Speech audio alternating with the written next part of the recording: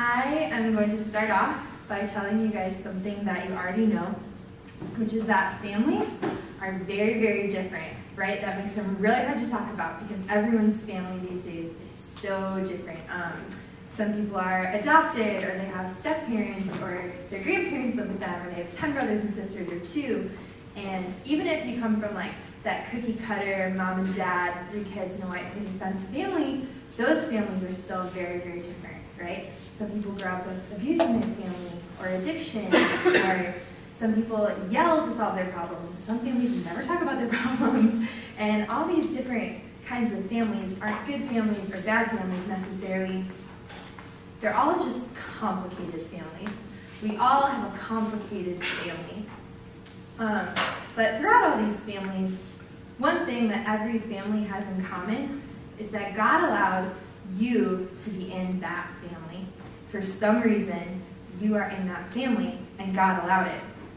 And something that my teammate Braxton says a lot that I really like is that just because you're in someone's life means that you have a role in their salvation history. So the fact that you are in that family means that you have a role in that family's salvation history.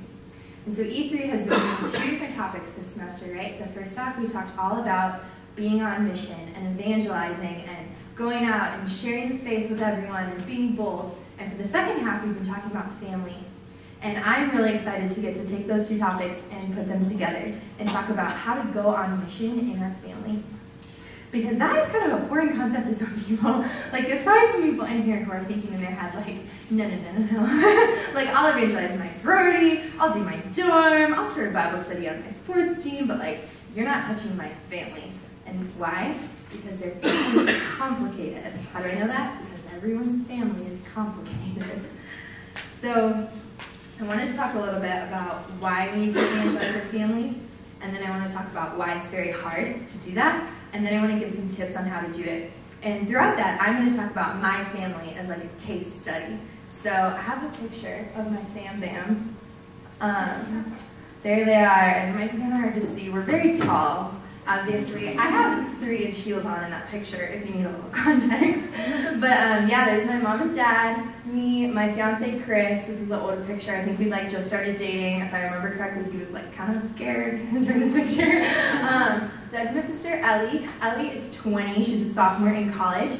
She loves Jesus a lot, but she is like allergic to the word Catholic. She is not into the Catholic thing. She really likes this big like mega church type thing in Madison. She loves praise and worship music. She loves the Lord. That's kind of her gist. And then that is my brother John and his wife Jenna. They're 26. They live in Chicago. They're really great. I've known Jenna since I was 12, so she's very much my other sister. And she is atheist to the max. My brother John, it changes every day. Every time I talk to him, he has new thoughts. So I think I would call him agnostic comfortably. And then my other brother Paul, he has a five closest picture. Sorry, Paul. He's 28, and he is he's also an atheist. Did this stop working all of a sudden? Yes. Okay. I have a lot of ones. It's fine. So that's my fam. And they are really great. I love them a lot. They're really fun. Thank you. We really like sports. We are really competitive with each other. We play a lot of games. We just love to be together. We love to go to the lake. We just like really love each other a lot. We're very, very close.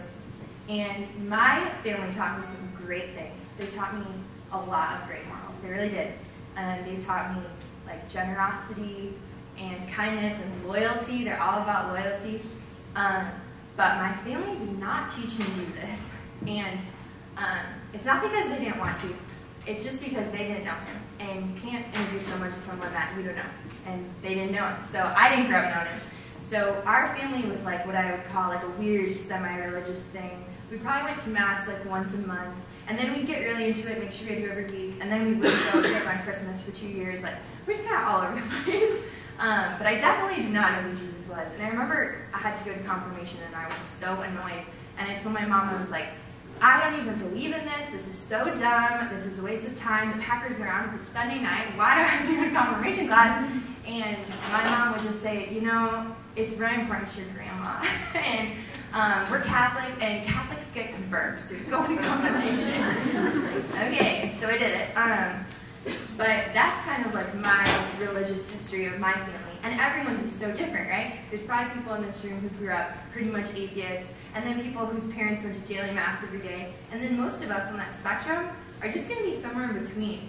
And even more than that, it's like, well, at one time we were kind of like this, then we got really religious, and then we got remarried. Like, it can get all kinds of complicated, right? Because every family is complicated. But no matter where your family is right now, you have a duty to message them. Whether they're way over here, daily mass, full life, or whether they're way over here, atheist as heck, you have a duty to be on mission to them right now. And that's because of what I said earlier, right? Just because you're in someone's life means that you have a role in their salvation history. So Pope Francis, my BFF, he has a great quote that I love a lot. This is from Joy of the Gospel. If you have not read Joy of the Gospel, please go do that right now. He says, of course, all of us are called to mature in our work as evangelizers. We want to have better training, a deepening love, and a clear witness to the gospel. And in this sense, we ought to let others be constantly evangelizing us. But this does not mean that we should postpone the evangelizing mission. Rather, each of us should find ways to communicate Jesus wherever we are. All of us are called to offer others an explicit witness to the saving love of the Lord, who despite our imperfections offers us his closeness, his word, his strength, and gives meaning to our lives. So wherever we are, that's what Pope Francis says. So I take it that means within our families. But so why is evangelizing our families such a tricky concept? Because that is hard. I'm literally a professional evangelizer. Like, that is my job. And I will go out on campus and meet random people. I'll start Bible studies. Go for it. I'm all about preaching the word. But then the thought of evangelizing my family makes me, like, terrified. Like, my mom was here this weekend, and I had to get psyched up for weeks to ask her to go to Mass. I was like, in the zone. They're really, really hard for me to evangelize. But they're also the most important people that I have to evangelize because I love them the most. And if I want anyone to go to heaven, I want it to be my family. And I was kind of thinking, why is that? Why does our family make us be like, oh man, that would be so uncomfortable to go and talk to my parents about Jesus? And I think a lot of it comes down to this. It's that your family has known you the longest. And I didn't say the best because some of us aren't that close to our families, but they've known you the longest. So they've seen a lot of things. They've seen like a lot of your good, and then they've seen a lot of your not good. They've seen like your highlight reel, and then like your nitty-gritty moments.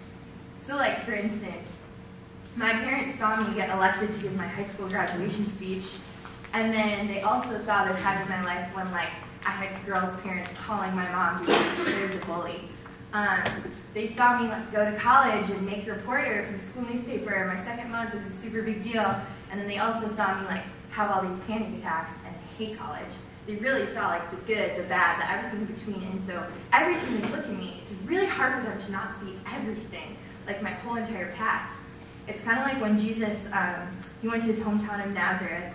I didn't mean to just compare myself to Jesus, but when Jesus went to Nazareth, and he's preaching, and some of them are kind of like, I'm sorry, like, aren't you from here? Like, aren't your mom and dad Mary and Joseph? Like, aren't you the carpenter's kid? Like, who do you think you are? Kind of a thing. Because they'd seen him grown up. They knew him. They saw his whole life. And so when I, like, am talking to my family, they're kind of like, huh? Like, when I talk to my little sister and I'm trying to get her to, I don't know, pray to Mary or something, she'll just be like, she sees me as like her annoying older sister that's always told her what to do her whole life, always bossed her around. And then when I'm talking to my brothers and I'm like, follow Jesus, they see me as like their pesky little sister that was always bugging them and being annoying. And then it's especially hard for my parents, right? My parents are older than me. So I'm talking to my parents and I'm saying, follow Jesus, like, what are they seeing?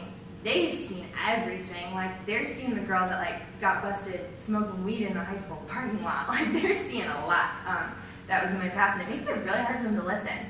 And maybe yours wasn't doing drugs in high school. I hope it wasn't. But maybe it was, like, the fact that you have a mouth with your parents sometimes. Like, who doesn't? Or the fact that, like, you go home and you forget to put the dishes in the dishwasher. Or stupid things like that. Like, they see all these little things every time they talk to you. And it makes it really hard. Like, that image that our family has of us is hard if it doesn't feel like it doesn't feel like who we are. Like my parents, I really want them to see me for like what's at the center of my life, Jesus. But they see instead this really rocky road that I took to get to him instead. Like one example I can think of is when I was home over Thanksgiving, I was out at a bar with my family. We do things like that together. And I like had too much, had to cut it back. And my brother John got really upset with me and like really wanted me to keep drinking. And it was almost like his feelings were hurt. And he was like, what's wrong? And I was like, I've had a lot, I need to be done. And he just looks me in the eyes in front of everyone and goes, man, you used to be so fun, like so angrily. And it was really hard. I think I have a picture of my broski, actually. That's my brother. I love him a lot. And I like this picture because we are really goofy when we're together. That's like our shtick. Our whole lives, we were like the two crazy kids in our family. And I love my brother, but my relationship with my brother is very hard because we were so close for a really long time.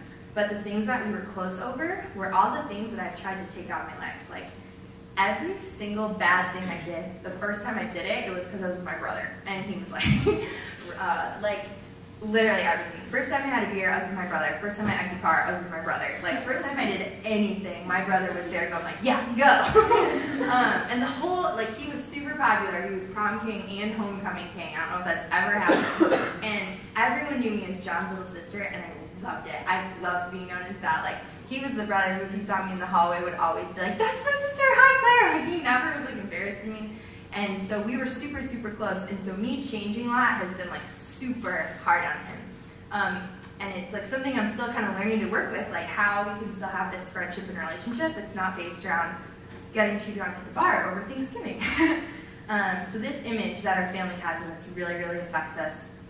And it does make it really, really hard to evangelize them. But again, it just makes it important.